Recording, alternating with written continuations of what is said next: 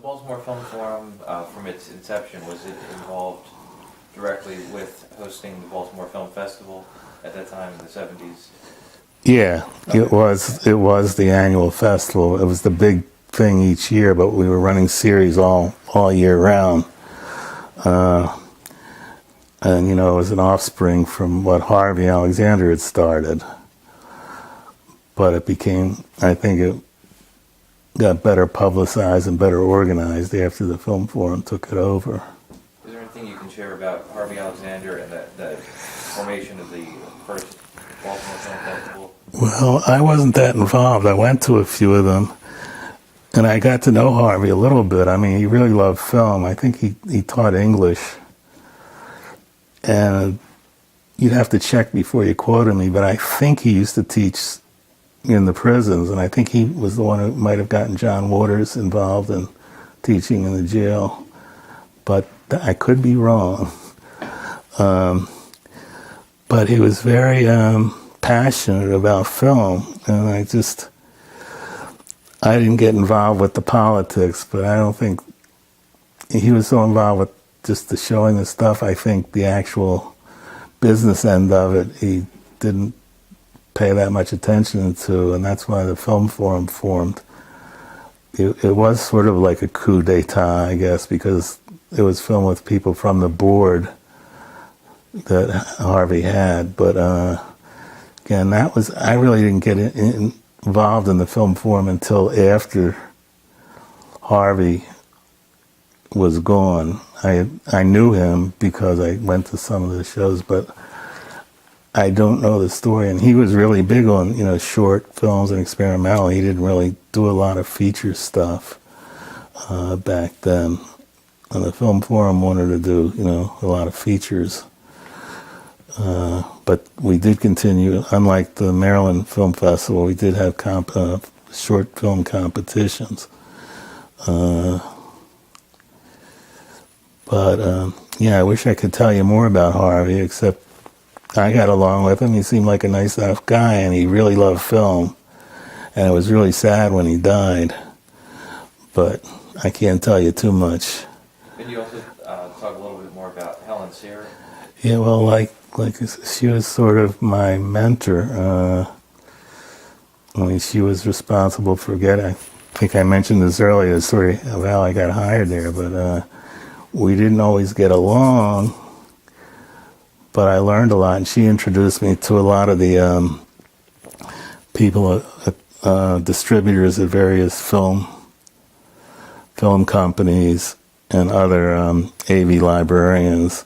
I got a little friendly with the librarian who ran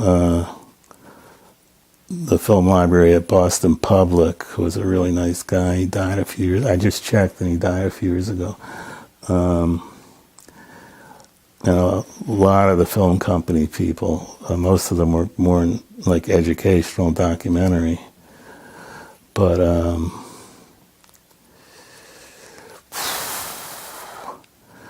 and she had really built up the collection before I got there.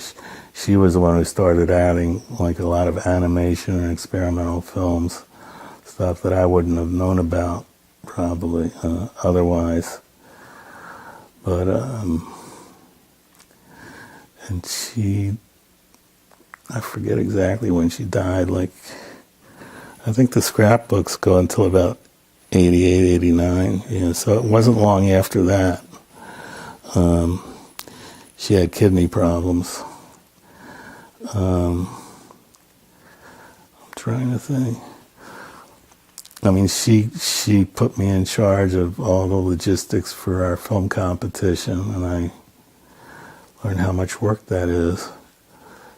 Well, back then, because they'd ship you the 16 millimeter prints primarily, and you'd have to ship them back, and then you'd have to schedule screenings when everybody was available.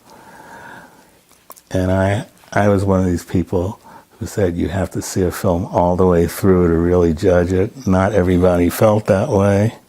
So I think we came up with the thing, at least one person had to see it all the way through. Because a lot of people were of the opinion that if it didn't get you in 10 minutes, but you couldn't judge a Bresson film like that. So sometimes there was a little antagonism, and we would get a mixture of filmmakers and teachers and librarians. Oh, the other thing that was going on that we were involved with at Pratt, there used to be it went through several different name changes. There's a thing called the Educational Film Library Association. And there were like about 60 different subject panels that meet around the country at different libraries. And then they picked the finalists, and for years it was in New York. I think this is where I first met Dennis Doros up there. And we would do one category, and I had to pull together filmmakers, film subject specialists, and what I like to call librarians, which were called film utilization specialists. I love that title. And you had to have 3 of each, I think, and it was hard to get them together and schedule where they could all see something at the same time. We did a lot of social documentaries, I think, back then. And then, get to go up to New York, and that met a lot of the film distribution people up there and other film librarians, and that was going on the same time as the film forum was. But it was film librarians. They changed the title to the National Film and Video, so they wanted to get library out of the title to make it more. But that moved out of New York sometime in the 80s and first went to Chicago, booked into a motel out in the suburbs. It was a pain. And then it went to Philadelphia, and people stopped coming, and it went out of business. So it's like, but met a lot of film distribution people that way. But it was more for the educational market than there were some people who sold foreign animation, things like that. But it wasn't real feature oriented. In your years with the Baltimore Film Festival, were there ever do you recall any films that were screened, and I don't mean, not established, not films by established directors, but films that maybe were having their first screening at the Baltimore Film Festival. Do you ever remember any that really made an impression on you, and are there any that you're surprised have not gone on to have more of a reputation over the years? I'd have to look at the list, but somehow that short that Jim Cohn made stuck in my mind enough that over the years, when I saw him come to the Maryland Film Festival, I mentioned it to him. So I must have been impressed by that. I'm not sure at this point why.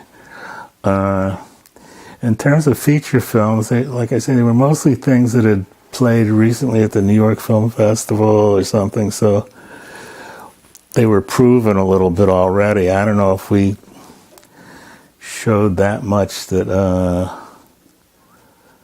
was taking a chance. Probably more in some of the things we did throughout the year, some of the series, like I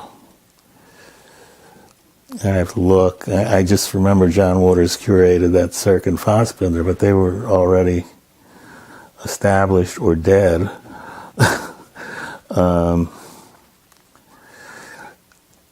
It was probably more in the shorts than in the features that I was impressed by a lot of the filmmakers, and some of them are still around. Like I mentioned, that Frank Morris, he's still around. But I can't remember that other film by him that I really love. It's like, and the library bought a lot of those films. So,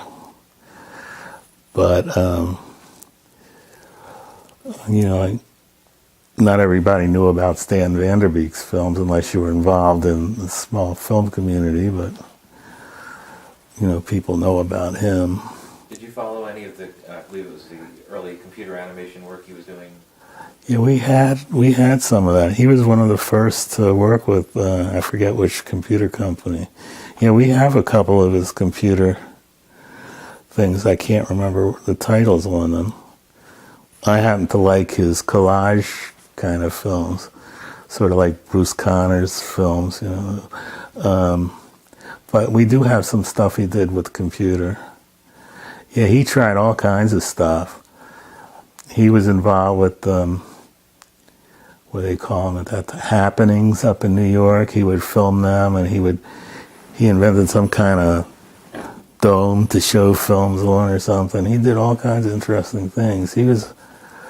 I wish I'd gotten to know him better, because he was so full of energy and enthusiastic, and I just remember I can see him running in to pick up this film for the next day. It's like, but I'm trying to think of other filmmakers. A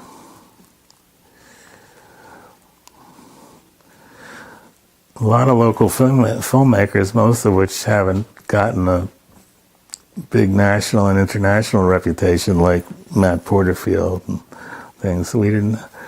They weren't doing that back then. It might have been partly because things were more expensive to do with equipment and stuff than now. I don't know why, but John Waters was pretty much it for Baltimore, for the ones who became famous outside of Baltimore.